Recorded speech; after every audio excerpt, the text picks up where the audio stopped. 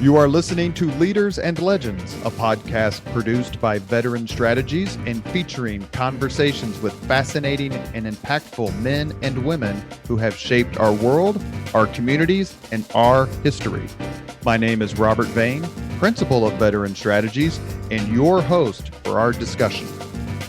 You are listening to Leaders and Legends, a podcast presented by Veteran Strategies, a local veteran public relations enterprise, and sponsored by Girl Scouts of Central Indiana, Garmond Construction, Leaders and Legends LLC, the Grand Hall Conference Center at Historic Union Station, the McGinley's Golden Ace Inn, and McAllister Machinery, your friendly neighborhood Caterpillar dealer.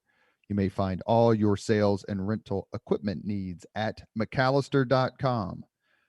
We are pleased to announce our podcast is now a member of the All Indiana Podcast Network in partnership with Wish TV. You may find Leaders and Legends at allindianapodcastnetwork.com. Thinking of starting a podcast or need to host a public meeting?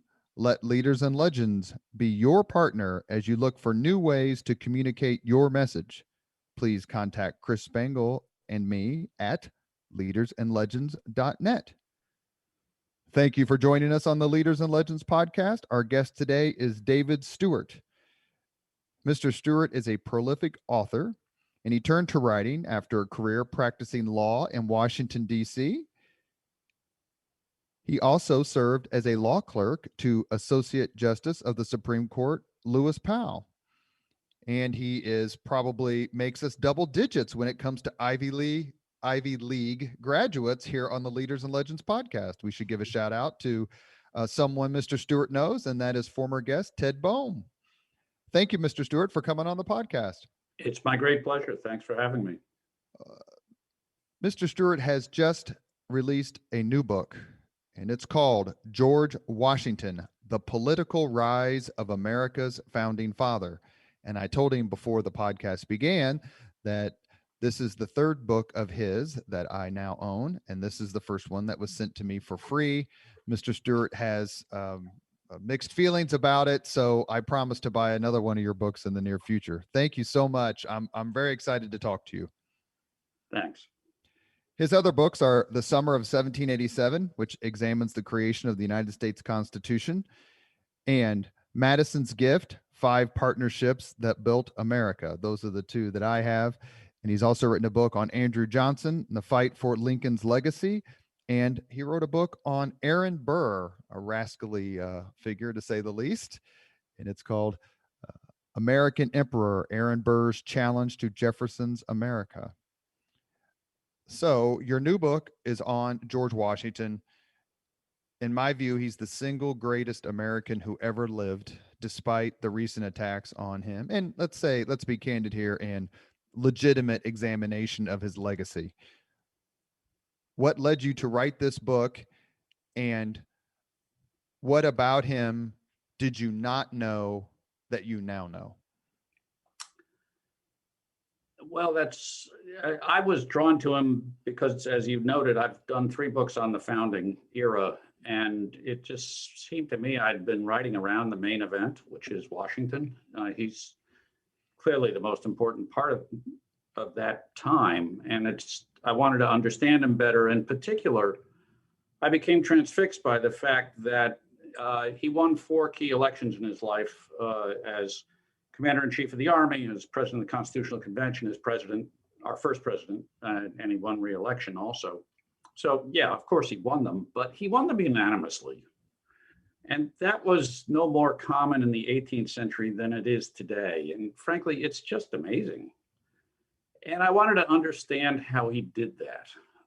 And one of the reasons I think is what your second part of your question, which is what surprised me.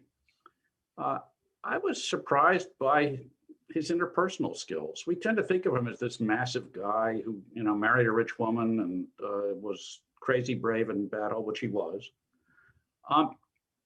But I think he had an extraordinary gift for connecting with people. He had real emotional intelligence and emotional accessibility. He was quite open about his feelings. He wept in public on a couple of occasions. He was not embarrassed about that. And I think that talent for building a connection with the people he was dealing with was very key to his success. You mentioned this imposing figure. Talk a little bit, please, about Washington's physical presence, especially in relation to the common, the normal stature of the time. And we're talking mid to late 18th century. Yeah, he's a big guy. He was 6'2", never heavy. Some of the portraits make him look kind of paunchy, which he was never. He was slender, but strong. And he was a commanding presence. He had what John Adams called the gift of silence. And he avoided talking too much, which it can be a very smart thing to do. I stumbled upon a wonderful, very obscure article that actually analyzed all of the members of the Virginia Regiment during the French and Indian War, which he commanded. And 500 or so of them who were recorded there, the average size was 5'5". So he's 9 inches taller than the average person. There were, I think, 6 other men in the regiment who were 6 feet or more. And to be honest, they were not an impressive physical bunch. Life was hard in the 18th century. And, they had a few who were missing fingers and cross-eyed. And, it was not a time when it was hard to avoid misadventure as a human being. And Washington was a terrific figure of a person. So it clearly was a useful talent. Now, I want to kind of go through his life somewhat chronologically because that makes the most sense. But I do want to ask you, your book is called George Washington, The Political Rise of America's Founding Father. 2 things about your subtitle: the use of the word political. And we tend to think that our great statesmen, our great figures are above politics in some way, which is, of course, always farcical. Usually our greatest statesmen have profited and prospered through politics. But I want to ask you about that part of the subheading. And then I want to ask you about the use of the word father, singular, as opposed to one of the founding fathers. He was a great politician, and that is the theme of the book, because as a young man, he's not. He's actually a bit of a catastrophe. And he has to go to school and figure out how to be a great politician. And, he always insisted, whenever he got some giant new job, he'd say, I know I'm not equal to this task. And, I just hope you'll appreciate that I'm doing the best I can. Very humble sounding. And, he had to know this was baloney, that he was really good at it. And certainly everybody else in the room knew that. But, through history, we've sort of bought that act and have sort of accepted that, he wasn't really a politician. He was a soldier. He was a farmer. He was a man of integrity. But he was actually a terrific politician. And so I wanted to give him credit for that and study that. The other thing is, you were asking about calling him the founding father. The patriarchy was in full in this era, and that's who ran the country. And I do think, without Washington, it probably doesn't happen. The United States, there really was nobody of his stature. Could somebody have turned out to be of that stature? The candidates are thin on the ground. We weren't that big a country. The talent pool wasn't that deep, and I think he's entitled to be called the father of his country, as he was then. Was there anything about George Washington, I think you called him a catastrophe for his early years? Was there anything about his early to formative years, let's say before he starts his military career, that marked him out for greatness. His schooling was sparse for sure, especially compared to his brothers who had a formal education, I believe, in Great Britain. But other than maybe his size and how he stood out that way, was there anything that made anyone think, this guy's a man on the come? I think whenever people were exposed to Washington, beginning when he was a young teenager, he was very big for his age, and people always thought he was older than he was. Uh, they were impressed. He had a good manner.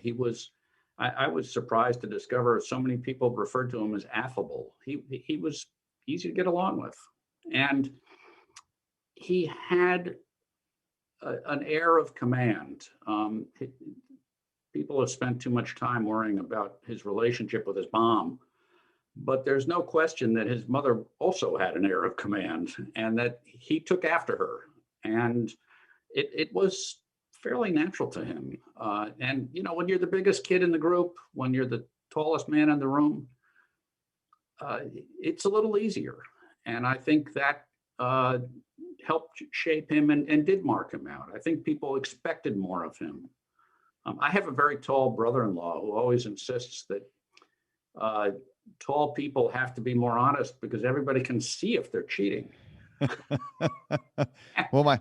hate to say that my son is 6'7", and I always joke that, like, don't join the infantry, son. You're not going to go very far.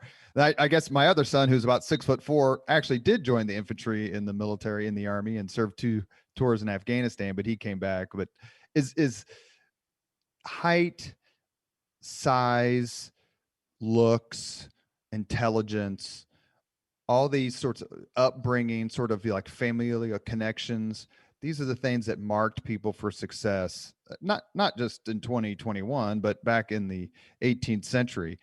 Is that sort of leadership and that mantle of responsibility something that Washington actively sought? Oh, he was crazy ambitious. Yes. And he said throughout his life that the most important thing to him was to stand well in the eyes of his contemporaries, that his reputation was the most valuable thing to him. He was not alone that way. That was an 18th century thing. And they talked about it quite openly. It didn't mean that, you were the most,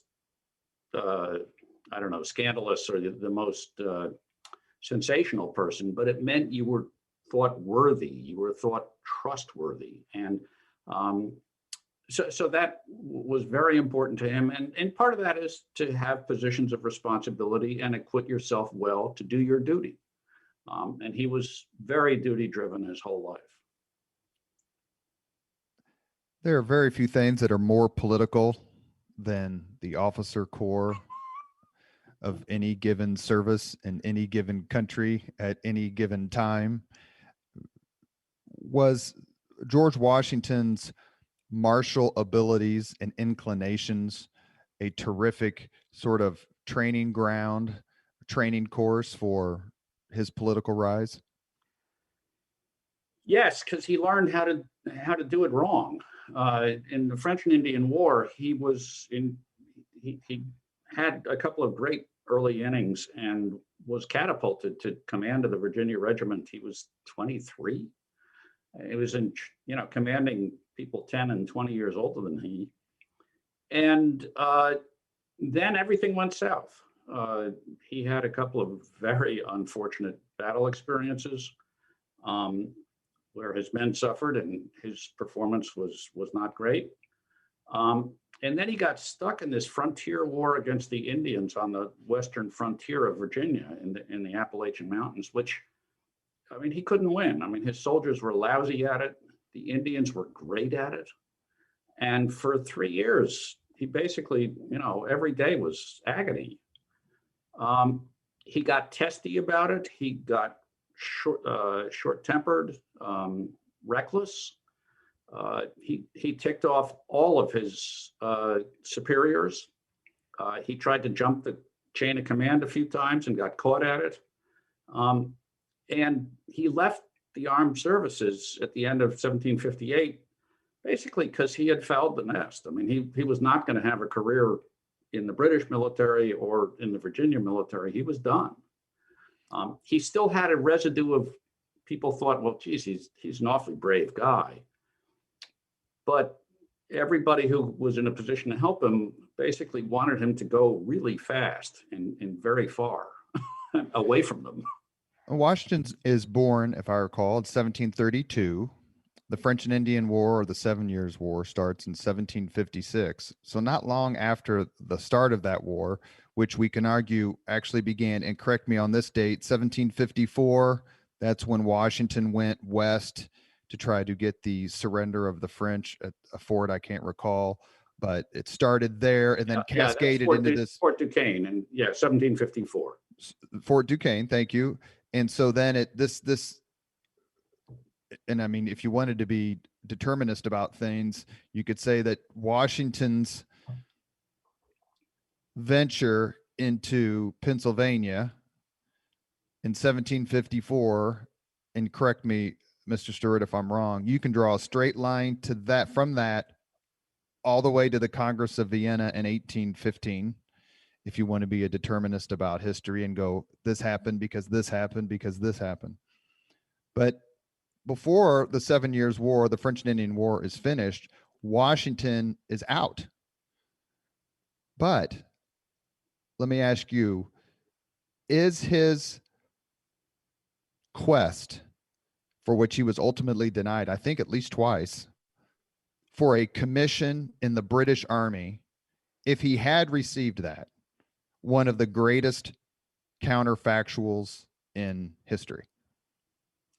Yeah, it's a great what if, because it might have been General Washington commanding the Redcoats against the Americans, and he would have had 16 years as a professional soldier, being trained extremely well in the British military, and likely would have been a very difficult adversary. So yeah, I think that could have been a bad outcome for the Americans, but once he left in 1758, that wasn't going to happen. Talk to the leaders, please. Talk to the Leaders and Legends podcast audience about why it was so important to Washington to receive a commission. He had a commission in the Virginia militia that he had received through the governor, I think Dinwiddie, yes, and the Virginia legislature, but he wanted to be a full-on officer in the Royal Army, in the British Army. Tried multiple times, was denied multiple times. Why was it so important to him to receive that commission? And how did he feel when the British basically told him to go away? Well, colonials were generally sort of despised by the professional soldiers in the British Army. And unless he had a full commission, he was going to be viewed in that category. And frankly, he would not ever rise. I mean, he couldn't. He had a couple of mortifying experiences. He was a colonel, and there were captains who held royal commissions who were giving him orders. Mm-hmm. And he did not care for that. He found that mortifying. So he knew that the only way to become a significant military figure, and he was not going to do anything unless he could become significant, was by getting that British commission. And, it just was not on the cards. The 7 Years' War ends in 1763, and it's not long after that the period we call the American Revolution begins, quickly in 1765. And then we have a series of acts in which the British are squeezing the American colonists to help pay for the war that expelled the French from North America, for purposes of this discussion, not the entire continent, but removed the French threat from the British colonists, which they were deathly afraid of. We forget about that, how much the colonists despised the Catholic French and their Indian allies. And most of us know the history pretty well, but how did Washington react when the Stamp Act and the Tea Act and the Sugar Act and all these the Townsend Acts, all these acts that were passed by the British Parliament in which the American colonists had no say? How did that radicalize Washington? And is radicalize the right term? I think it is, and you've described it well. He goes into the House of Burgesses, the Virginia colonial legislature, as soon as he leaves the armed services in 1759, and serves for a number of years, slowly gaining a little respect. It's not natural for him to be a legislator. That's not his sort of comfort zone, but he's learning how to be a political figure, and he is advancing. But then when we get into the contention with the British, he starts zooming up the ladder in the House of Burgesses. And some of it, of course, is because he has a military background and people kind of like that if things are going to get nasty. But a lot of it is that he is angry. He is implacable, and he is strong in his opposition to the British.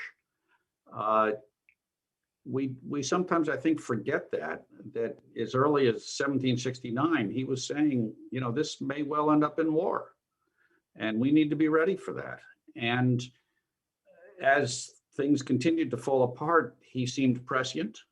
And, strength is an appealing quality in a time of strife. And he projected it. It was a calm strength, but strength. This is also a time when the committees of correspondence were started, and people from other parts of the United States, or I guess I should say the colonies, started to talk with one another, because the anger towards British Parliament, not towards the King, George III, but towards British Parliament at this point was palpable. How did Washington start to associate himself with the Virginia revolutionaries? And that'd be George Mason, Patrick Henry, Thomas Jefferson, Edmund Randolph, and others.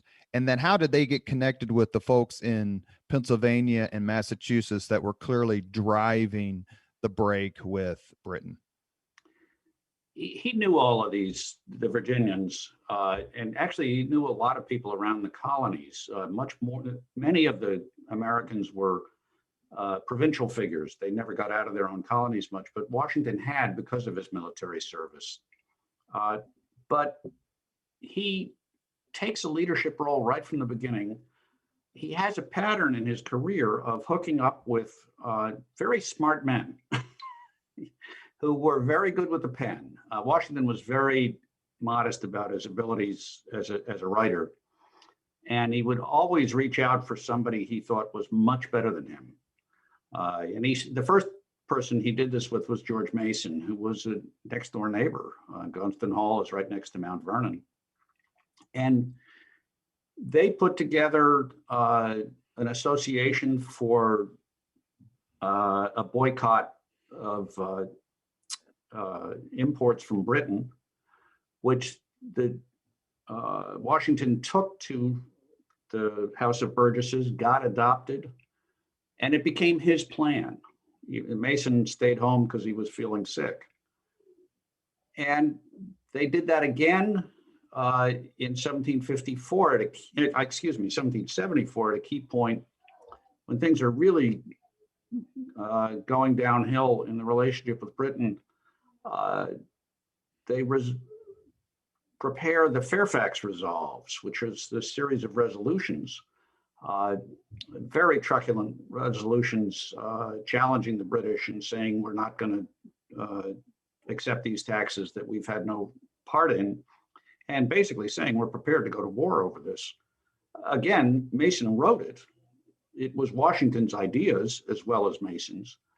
But when it appears in all the newspapers around the country, the name at the top is G. Washington, because he's the guy who sponsored them in the legislature.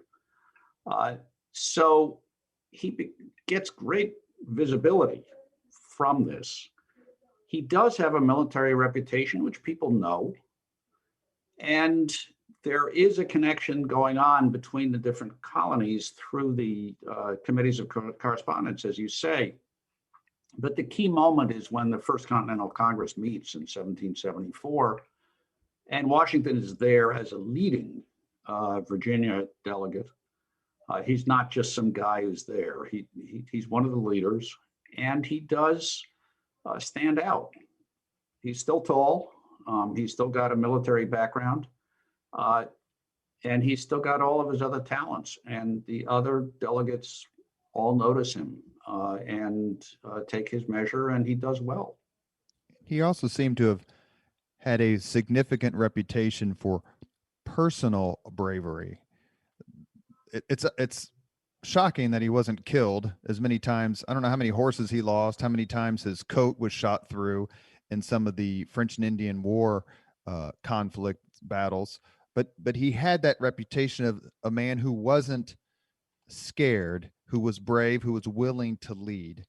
Did that as much as his wealth, which he was considerably, much more wealthy than he wasn't as rich as John Hancock, but he was extraordinarily wealthy compared to other men of his age, and his size, all that rolled into one made him a natural leader of the Congress. Is that fair to say? Or was he hampered somewhat by the fact that his reticence and his humility, whether it's true or false? No, I think the reticence and the humility helped. He didn't annoy people. He wasn't grandiose. They trusted him, and he had this talent for inspiring trust because he wasn't full of himself. And so I think that actually helped him a great deal. And yes, his reputation of bravery made a huge difference. We respect people who are brave.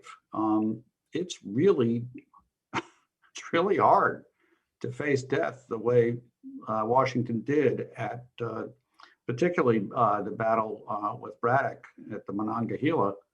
And, Washington was the tallest man on the battlefield. He was on a horse, which made him even more conspicuous. Most of the officers there were wounded or killed. They had 2/3 casualties. It was one of the worst days ever in British military history. And, he walks away without a scratch. So that makes him seem kind of mythical, sort of blessed. But at the very least, people have to say, well, the guy's got guts. Did he believe himself? Did Washington believe that he was saved by Providence that day to serve in a greater capacity? He writes a letter to his mom. It's kind of sweet that he does. And he describes it. And he does say, I can only thank Providence for having preserved me. And he expresses some wonder because so many of the men were terribly hurt or killed. And, I don't think he thought it was, some magical event, but he certainly beat the odds. And is that the letter in which, and I'm going to mangle this quote, something he writes, there's something bullets whizzing by, or was that another letter? No, that's an earlier letter to his brother. And it's after his first battle, which is just a skirmish. But that's the one he won. And he does say there's something charming in the sound of bullets. And famously, King George II, right, the grandfather of George III, had that read to him because it was placed in the British newspapers. And George II said he would not say that if he had heard it very often. I was going to say that's what brings him to the attention to the British monarch, George II. That's right. It is. April 19th, 1775, so not long after the First Continental Congress, is when the shot heard round the world is fired and Lexington Green between the colonists and the British forces. What did Washington think of that event, and how did it cause him to act? Well, he thought the British were entirely in the wrong and that America had to fight. He was at the Second Continental Congress when the news comes of the battles. And the reaction of all the delegates, well, maybe not everyone, but 90% of them is, okay, we're in it. We're going to have a war. And that's when they start looking around and saying, gee, who's going to lead the army? And, you know, Washington just happens to be wearing his militia uniform at the time. So it's an interesting experience to think about that. And they do agree that, well, maybe the guy in uniform's the right guy. And he is nominated to be commander in chief of the United States Army, if we can call it that. By whom? John Adams, and actually his colleague from Maryland, Thomas Johnson, who was a good friend and had been governor or would become governor of Maryland. And Adams took full credit for it afterwards and said it was really political in part, which of course it was, because it was a New England army that was being gathered up there around Boston. That's where the battle was. And the fighting would be. And so you needed a Southern general, and particularly one from Virginia, which was the biggest colony, to ensure that all the colonies would join in the effort. And I think that makes sense. And is there any evidence that Washington, other than wearing his uniform, which I'm sure was resplendent, did any politicking, that's why he went to Philadelphia, that he sought some sort of command, if not the top command? He wanted to be where the action is. You know, at that Second Continental Congress, he chairs 4 or 5 committees all about military preparedness and readiness and how are we going to make gunpowder and all that. You know, they're suddenly starting to think about, geez, how are we going to fight this war? And so it's clear that, you know, there are a lot of lawyers and, you know, merchants in the room and not a lot of military people. And Washington does have experience and he knows a bit about what he's talking about. And so he gets a lot of deference. So even had he not worn the uniform, he might well have gotten the job. But he made his availability pretty clear. You are listening to Leaders and Legends, a podcast presented by Veteran Strategies, a local veteran public relations enterprise, and sponsored by Girl Scouts of Central Indiana, Garmond Construction, Leaders and Legends LLC, the Grand Hall and Conference Center at Historic Union Station, the McGinley's Golden Ace Inn, and McAllister Machinery, your friendly neighborhood Caterpillar dealer. Our guest today is David Stewart, author of, among other books, but his new book is George Washington, The Political Rise of America's Founding Father. Washington is appointed commander-in-chief of the Army of the Colonies, for lack of a better term, and he goes to Boston, where after Lexington and Concord in April, the British and the New England Army are facing off in Boston Harbor. He is there after the Battle of Bunker Hill, as I recall. He doesn't get there in time for that. But is it fair to say that we're getting ready to criticize Washington's leadership as we go to New York, but at Boston and in that time, he deserves high marks for asserting command, for training, for trying to find supplies. In other words, organizing something out of chaos so that it can serve as one unit. Oh, absolutely. He does bring some order out of the chaos. He is able to establish lines of command. And he does ultimately come to the step that wins Boston back, which is to have Henry Knox bring all the cannon that were seized at Ticonderoga and bring them to Boston so they can threaten the British positions. And that results in essentially a bloodless triumph. And the British leave. They're not going for good, but they do abandon Boston, and Boston is never troubled again during the Revolutionary War. Washington's generalship, as much as we praise it for its ultimate outcome, how it influenced the war, certainly had its moments of significant criticism and, quite frankly, a poor performance on behalf of the commander-in-chief. I want to ask you a little bit about his successes, but let's not bury the lead here.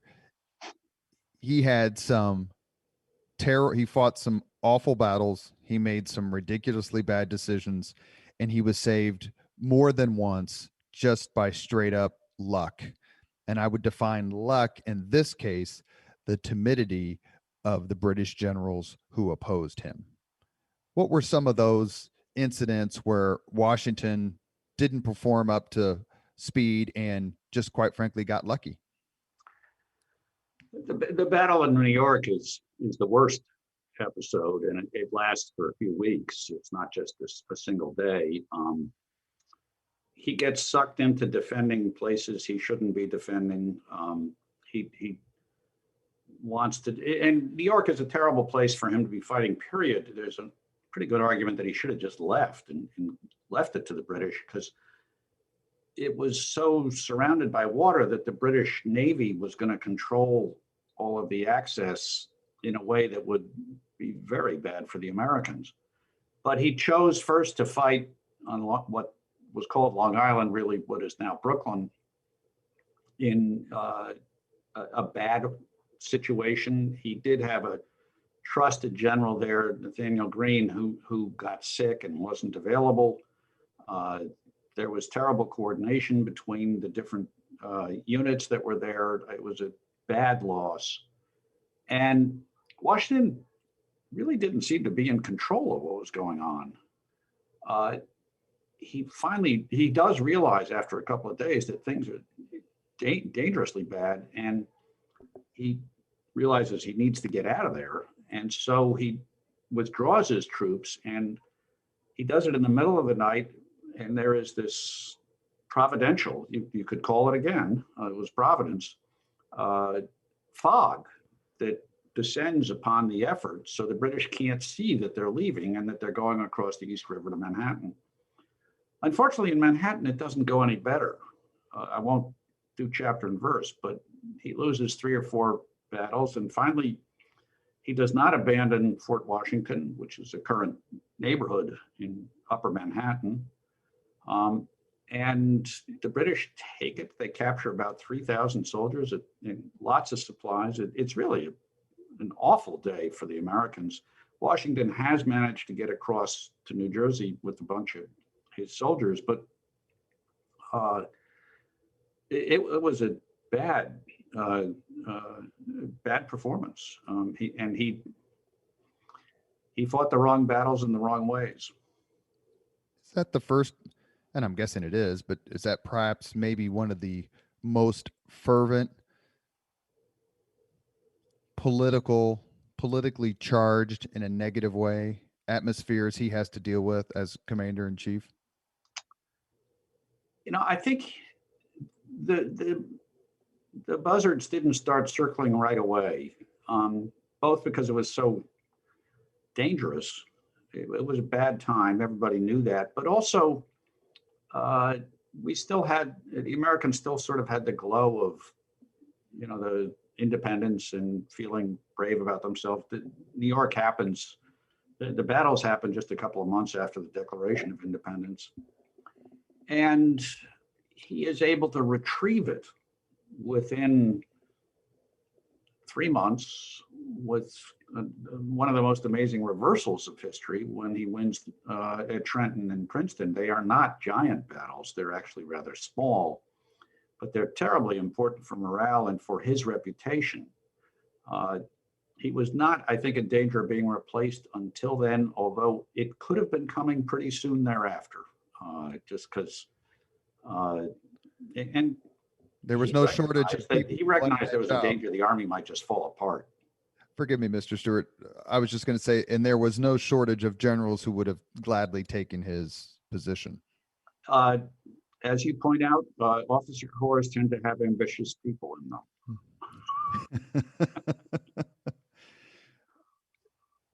Trenton and Princeton, but sticking with Trenton, which is Christmas 1776, shows the side of Washington that he wanted people to see.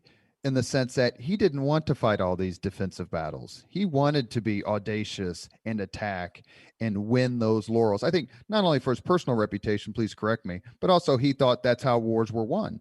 That's traditionally how wars had been won in the 18th century. There's a great book called The Age of Battles by Russell Weigley, who's actually an Indiana University professor, that details that starts with Bretonfield, 1631, 1632, goes all the way through Waterloo, which is 1815. But generals wanted to make their reputations by being audacious, by attacking, by capturing armies and winning those sorts of laurels. Washington was no different, and Trenton gave him that opportunity, much more so than some of these more defensive battles that he had been fighting so far. Is that fair? Completely. He had he had wanted to attack Boston, which would have been insanity. He wanted to win a smashing victory, and it's an ironic thing because in the French and Indian War, he saw the British lose every battle and win the war, and he should have understood better that you could lose a lot of battles and still win the war. But his mindset in the early couple of years of the war was very much he wanted to win it on the battlefield. And he tried to do it in the battles involving Philadelphia, whether it was Germantown, Brandywine, all the way up and through Monmouth Courthouse. But he wasn't able to do it. But what he was able to do was keep that army intact, despite Morristown, despite Valley Forge. How important was Washington's presence? How important was that to keeping the army together? And B, how important was the mere presence of an American army?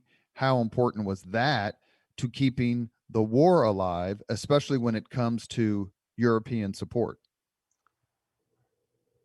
After a couple of years of losing, the Americans got more realistic, the officer corps, that they really just had to hang around, just had to survive. And sooner or later, the British were going to get tired, and it was going to get too expensive to keep armies fighting so far away. In the 18th century, it was massively ambitious to have armies across the ocean. And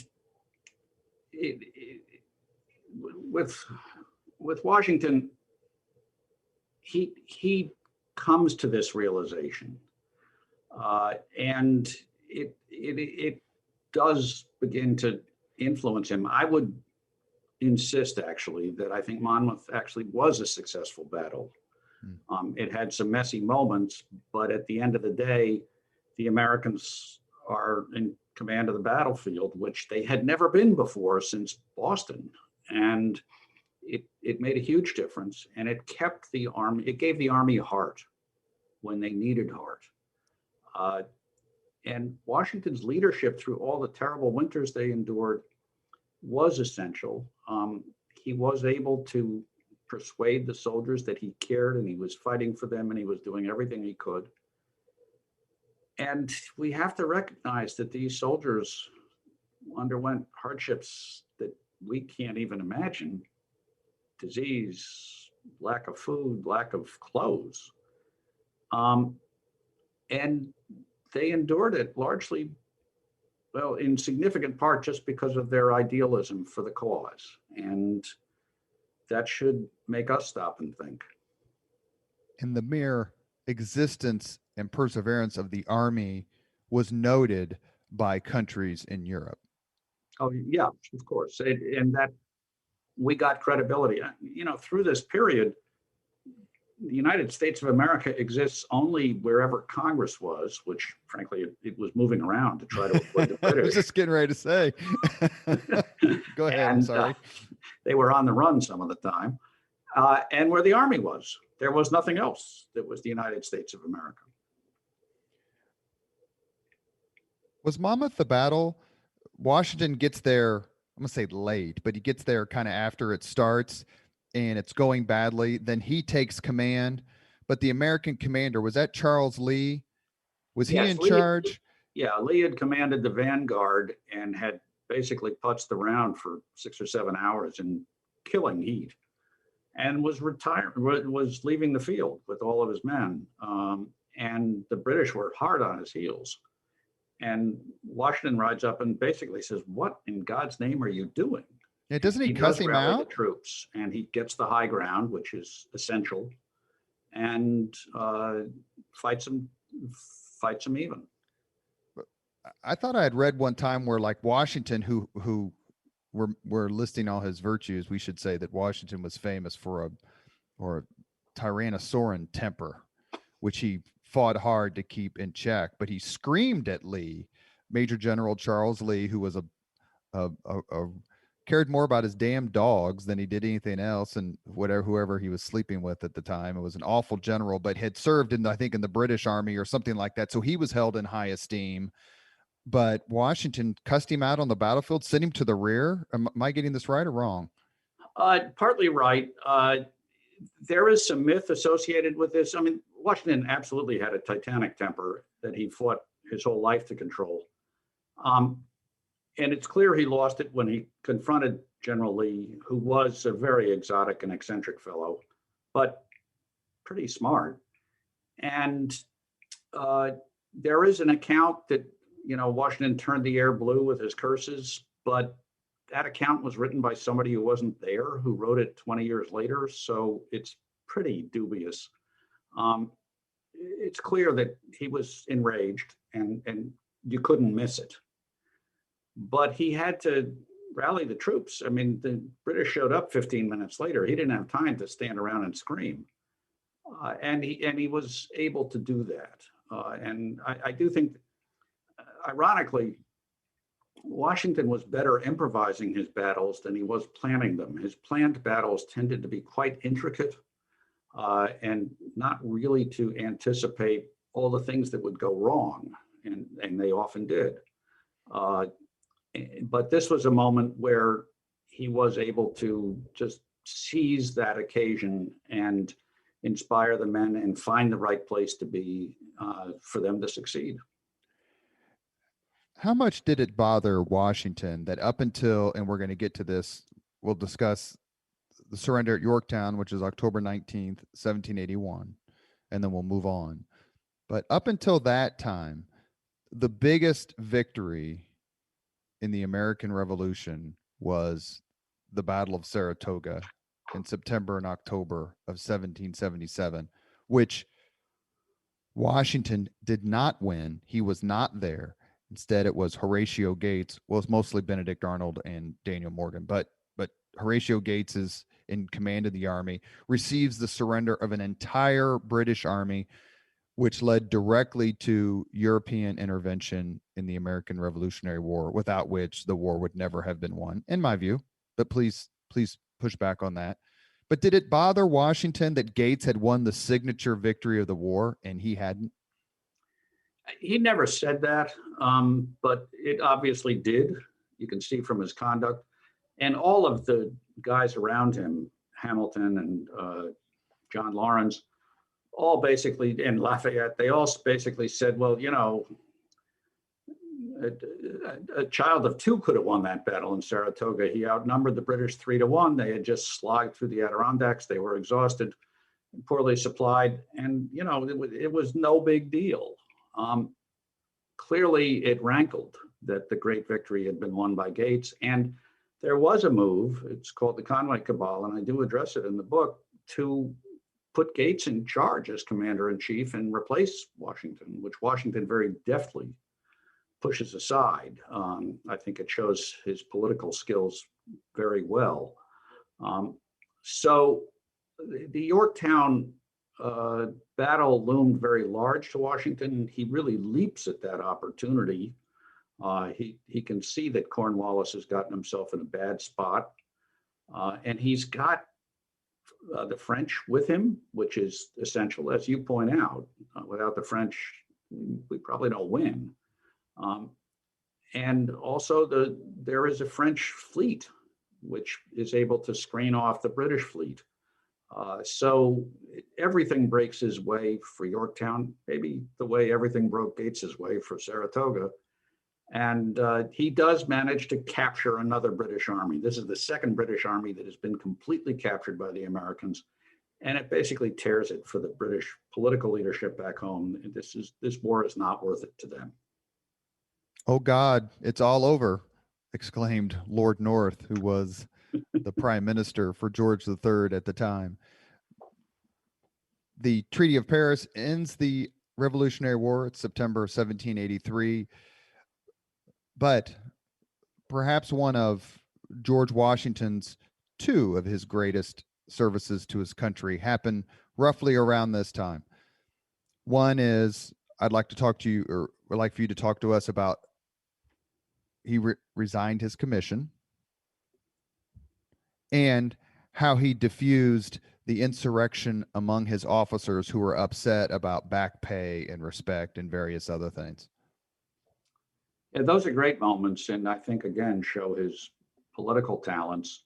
The Newburgh Mutiny you're referring to was a very dangerous moment when the army could have turned against the government. And it's happening despite Washington. He's not supporting it, but he's very sympathetic to the officers who have not been paid and have served in very difficult circumstances. But it gets away from him. They are saying things he finds totally irresponsible. And there is a meeting called of the officers that he basically hijacks. Ironically, Horatio Gates is in charge of the meeting, but Washington just walks in the room and suddenly it's Washington's meeting. And Washington, I think, shows how wise he is. He does not berate the officers. He tells them that he just is so dazzled by the sacrifices they have made. He is sad that they might imperil their reputations by rash actions. And then he tries to read a letter from a member of Congress and he can't make it out. So he reaches for his glasses and he says, "You must forgive me. I've not only grown gray in your service, but I'm going blind." And he wins the day with that. Everybody is moved. They know the sacrifices. He's been in the field for almost 8 years. He's been there every step that the army has been there. And many of the officers are reduced to tears. And they had not seen him they in his abandon their spectacles. views. Sorry. They had not seen him in his spectacles. He did not wear them. They were relatively new, as I recall, but they had never seen him like that. That's right. And he shows his vulnerability, which I think, again, is his ability to make that human connection. Forgive this next question, but just based on their performance during this period, didn't the Second Continental Congress deserve some sort of lashing? At this point, it's under the Articles of Confederation, so we call it the Confederation Congress, which it was a terrible is the wrong word, a massively ineffective body. Right. They did not have the power to impose taxes. They had to beg for money from the states. The states didn't have that much money themselves and certainly weren't going to pass it off to these guys in Philadelphia or wherever they happened to be staying that night. And so it was, they had terrible challenges, but they did not show much leadership. Frankly, most of the impressive people of the American Revolution were no longer in Congress by then. That's a great point. Washington resigns his commission in one of the most selfless acts. He could have done anything he wanted at that point in the United States. Why did he resign his commission? And what did he want the rest of his life to be like after he left the army? Yeah, you make exactly the right point. I think that was the single act that made the rest of his political career possible, because he established that he didn't care about power. He didn't need it for its own right. And he just went home. There's the famous incident where some portrait painter tells George III that Washington has resigned the army, and George kind of doesn't believe it. He says, well, if that's true, he's the greatest man in the world. We had kings and emperors and, people who got power kept it. They kept it in the family. Julius Caesar won wars and took power. Bonaparte would, Oliver Cromwell did. It's what you did. And Washington didn't. And I think it showed his countrymen that he could be trusted. And it was a terrifically powerful message. I genuinely think he did it because he didn't want to be in politics right then. He wanted to go home. He was tired. He loved Mount Vernon, and he'd fought for 8 years, and he just wanted to leave. And he had visited in those 8 to 8.5 years. I think he had visited Mount Vernon like 9 times, 10 times total. A Yeah, just very the small. Yorktown campaign, and he he he was just tired. I think we got to give him credit for that. So he wants to retire and be a successful planter and a successful citizen, a prominent citizen. But as you mentioned a few seconds ago, the Articles of Confederation clearly were not doing the job when it came to welding the colonies together. Washington is a prominent voice that calls for a new form of government, and this leads to the Constitutional Convention in Philadelphia in 1787. Mr. Stewart has written a book called The Summer of 1787 about the creation of the Constitution. I have read it, and it is superb.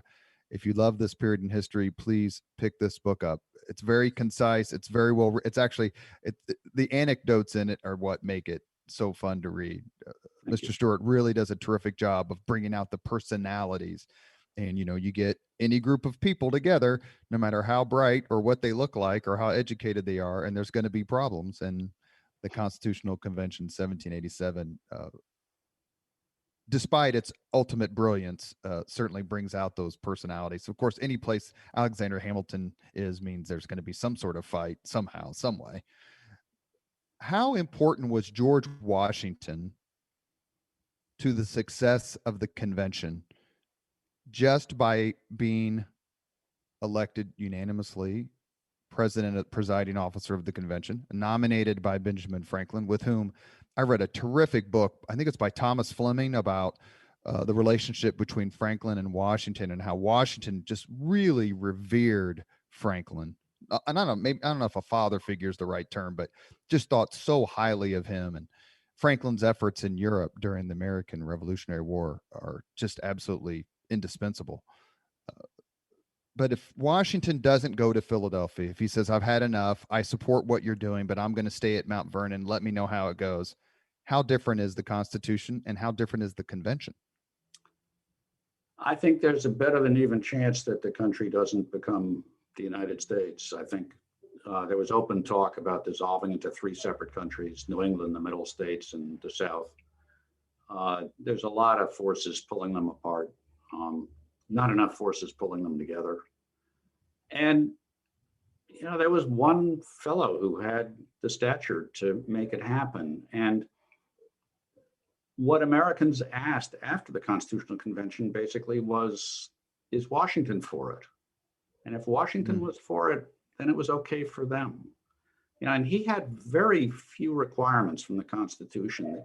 He was not a guy to get into the weeds as to, what should it be, a 2/3 vote or a majority vote or any of that stuff. But he thought it was just essential that Congress have the power to enact taxes, that there be an executive branch. There hadn't been an executive branch under the Articles of Confederation, and that the government had that they not allow the states to run wild, that the national government be superior to the states. Those were the three things he had to have, and he got them. Was it a foregone conclusion that he would be the country's first president? Yes. Everybody in the room thought so. Including George Washington? I think he knew that it was inevitable, because by showing up at the convention, he had basically said, okay, I'm buying into this. And what I said earlier about sense of duty, I think he had a sense of duty that he would have been failing in his duty had he not accepted the job. Every so often, I think Arthur Schlesinger did it first, maybe in 1960. Historians come together and rank presidents based on various factors. And Lincoln, as far as I recall, has never finished lower than first. He's always number one. Washington was number two, and then as you know, I think he's slipped a little bit sometimes, mostly behind Franklin Roosevelt. But is it overstating it to say that Washington does not get enough credit, not only for deciding to become president, but for basically creating the concept of president of the United States that we still know today? You just can't underestimate the value of Washington. It's the 20 years that formed the country. He was the guy, and he was the guy whose vote always mattered. And I don't ever mean to denigrate Lincoln's achievements and accomplishments. And I would put them in a tie for number one, because Lincoln's burden was huge, but so was Washington's. And he met that burden. He really defined what we expect from a national leader in a wonderful way. You know, a lot of revolutions go bad, and it was pretty much Washington who kept our revolution from going bad. I mean, usually there's some tyrant or there's some chaos that ensues, and Washington is able to sort of walk that line between despotism. He didn't care for that. That's not what he was in it for. And chaos, which he despised. He believed in order. So we were extraordinarily fortunate to have him. For a leader, for a man, for a personality who despised and loathed factions and overt political maneuvering and machinations, how was it that George Washington presided over what is probably the single greatest intra-cabinet rivalry in the history of the United States? And I'm speaking of Secretary of State Thomas Jefferson and Secretary of the Treasury Alexander Hamilton. He thought they were extraordinarily talented people who had a great deal to offer the country, and he wanted them both there precisely because they were at each other's throats. A, it kept it in the family, and it wasn't out on the streets. And B, it made him look like, it put him in the position he wanted to be, of hearing from both sides, of being the neutral arbiter who listened to and cared about everybody. And I actually think when Jefferson leaves the cabinet, is when Washington really starts having more trouble politically, because his government is no longer looking neutral. It's starting to look like Federalists, and that foments opposition. So he desperately tried to keep Jefferson in the cabinet. That's exactly what he wanted. Is it fair to say that Washington's sympathies, ideological, philosophical sympathies, were more on the side of Alexander Hamilton and the Federalists? It's a delicate question. He ends up aligned with the Federalists. They're pretty much the people who brought him to the party. But when Jefferson was in the cabinet, Washington, sometimes there would be conflicts, and Washington would have to choose one side or the other. And he probably more often chose Jefferson's side, probably to keep Jefferson around.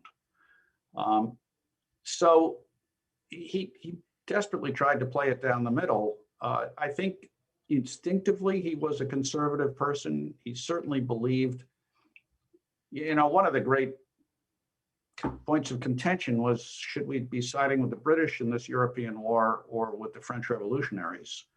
The lengthy European wars were just starting during his first administration. They last through his second.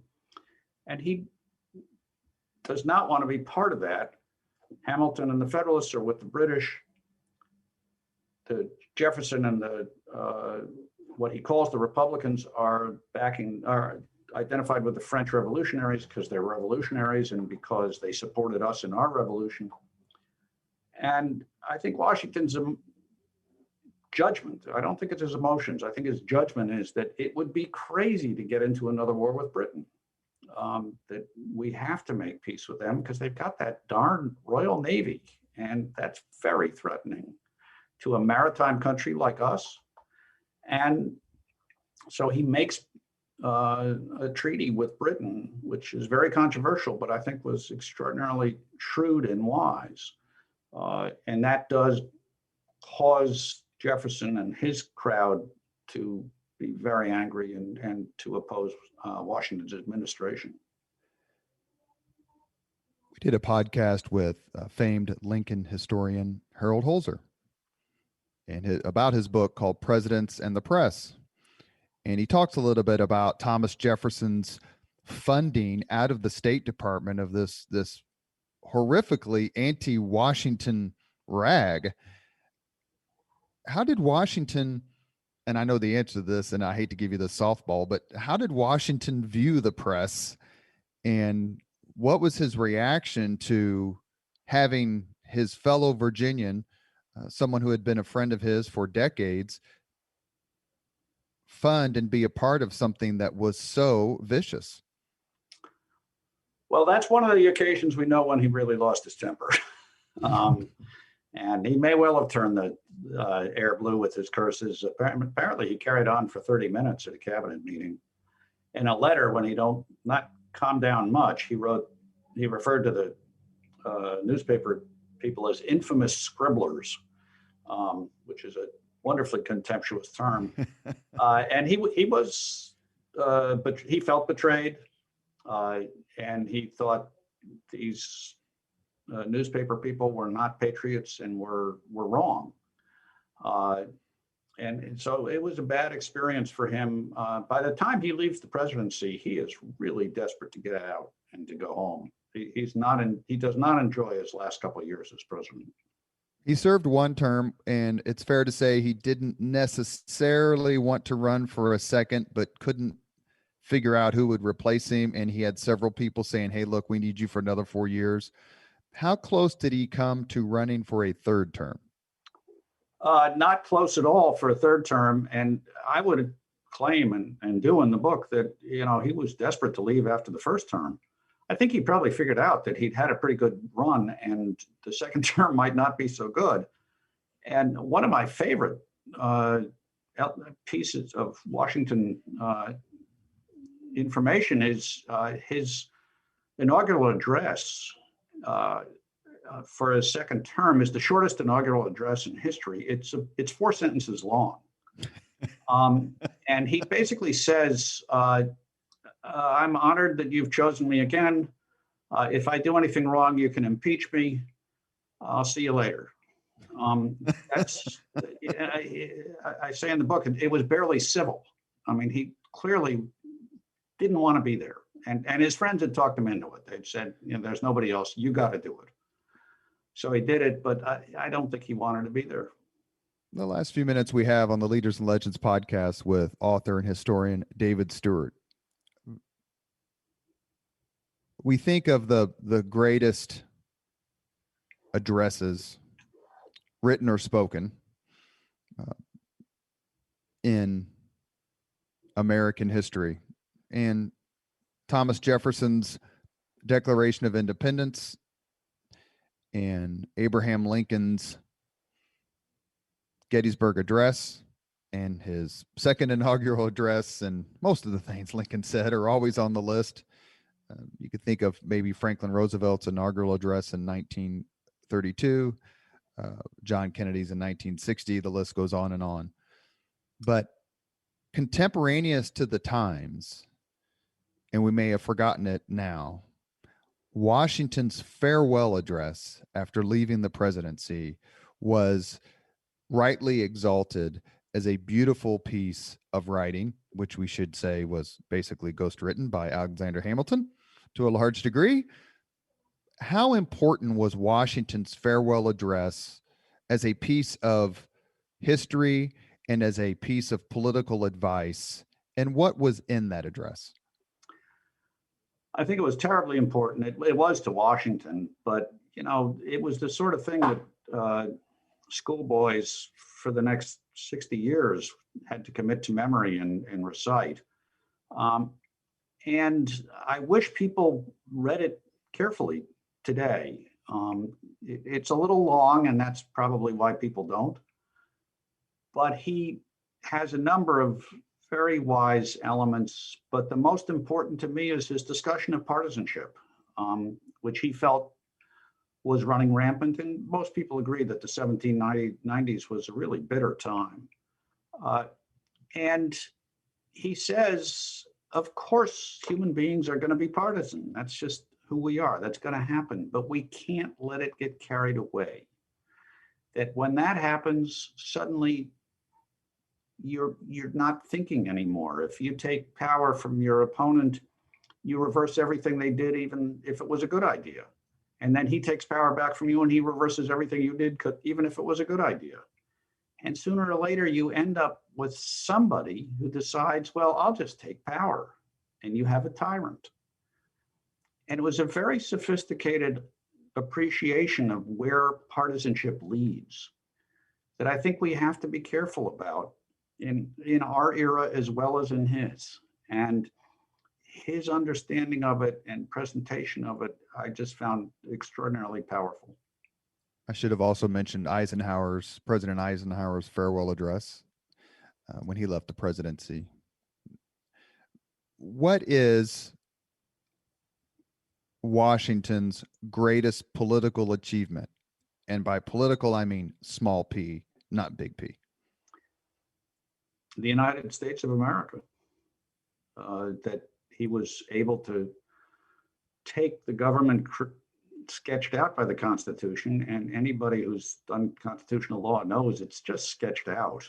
I mean, there's a lot of play in the joints there, and build something that could stand.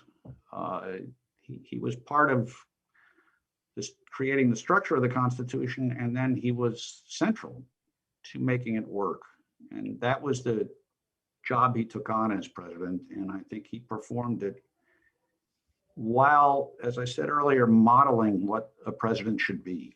And that, I think, has had a wonderful effect on American political expectations. I mean, we haven't always had wonderful presidents, and I won't list names, but it's more than a few we could regret were president. But we've always known what a president should be like, and he always looks a lot like Washington. Is it fair to say his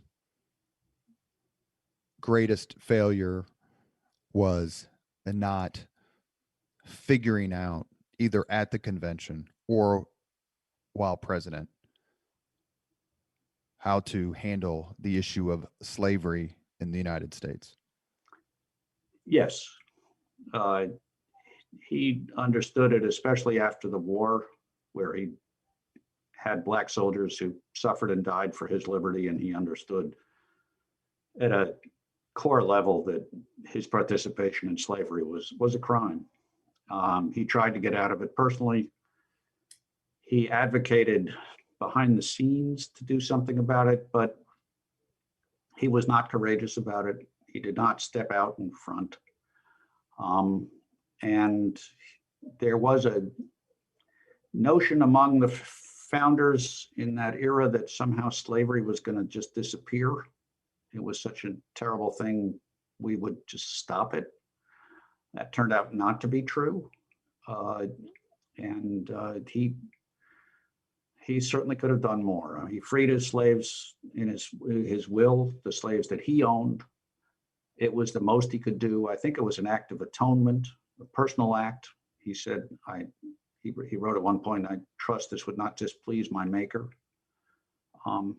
But it certainly didn't change the course of history as maybe he had hoped it would. George Washington died on December 14th, 1799. He was eulogized by Light Horse Harry Lee, father of Confederate General Robert E. Lee. Light Horse said he was first in war, first in peace, first in the hearts of his countrymen. He was second to none. Mr. Stewart, we end the Leaders and Legends podcast with the same 5 questions of all our guests. Are you ready? They're painless. I promise. Good. First question. What was your first job? Newspaper reporter for the Staten Island Advance. Number 2. What was your first concert? Oh my. Might have been Arlo Guthrie. That's the first Arlo Guthrie reference we've had on the Leaders and Legends podcast. 5 questions. I was a geeky kid.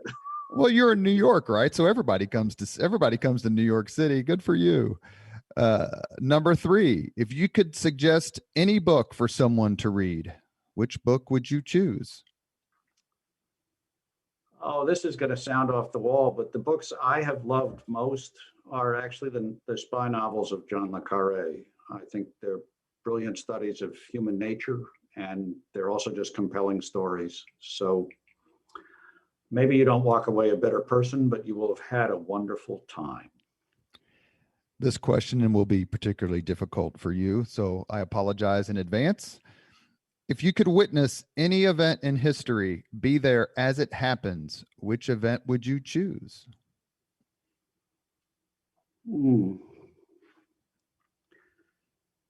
Well, I think because I wrote about it and was so moved by it, would be the time when John Adams took his oath of office as the second president of the United States. And Washington observed a peaceful transfer of power. And when he goes out in the street, a crowd follows him in awe and in silence. I think we know now that the greatest applause is when people are struck dumb. And they follow him till he gets to the president's house. It's just a couple of blocks. And he turns to face them, and he can't speak. He's so moved. And he has tears coming down his face. And all he can do is wave to them. And I would like to have been there for that. Last question. If you could have dinner with anyone living today, 2 hours off the record, to talk about anything you want, whom would you choose? Oh. If I was an actually seasoned podcast host, I would be describing the anguish on Mr. Stewart's face as he tries to answer these questions. So forgive me. I spend all this time in the 18th century. I'm not thinking about the people today. We have some people around whose minds are still in the 18th century. Yeah, I'm going to punt on that one. I don't have a good answer. George Bush, Barack Obama, Jimmy Page. I would be tickled to spend time with either of them. You have been listening to Leaders and Legends, a podcast presented by Veteran Strategies, a local veteran public relations enterprise, and sponsored by Girl Scouts of Central Indiana, Garmond Construction, Leaders and Legends LLC, the Grand Hall and Conference Center at Historic Union Station, the McGinley's Golden Ace Inn, and McAllister Machinery, your friendly neighborhood Caterpillar dealer. Our guest today has been David Stewart, author of the new book, which is a featured choice for the History Book Club, George Washington, The Political Rise of America's Founding Father. Mr. Stewart, thank you so much for your time. I've enjoyed this discussion immensely. Thanks very much, Robert. Thank you very much for listening to Leaders and Legends, brought to you by Veteran Strategies Incorporated. If you want to contact us about this program or our menu of public relations services, please send us an email at robert@veteranstrategies.com.